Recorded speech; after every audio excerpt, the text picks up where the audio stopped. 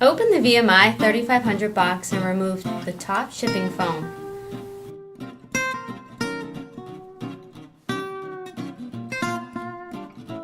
Carefully grab the plastic bag and remove from the box. Take the machine out of the bag and place on the table. Remove all security tape on the unit.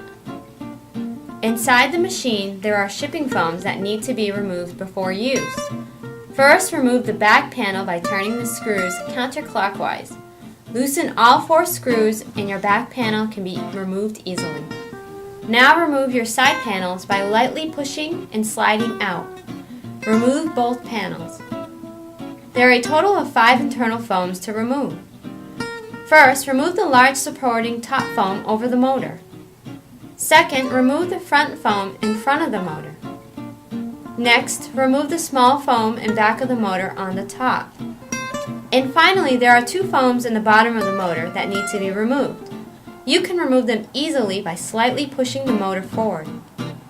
After all the foams are removed, you can reinstall your side and back panels and start using your VMI 3500.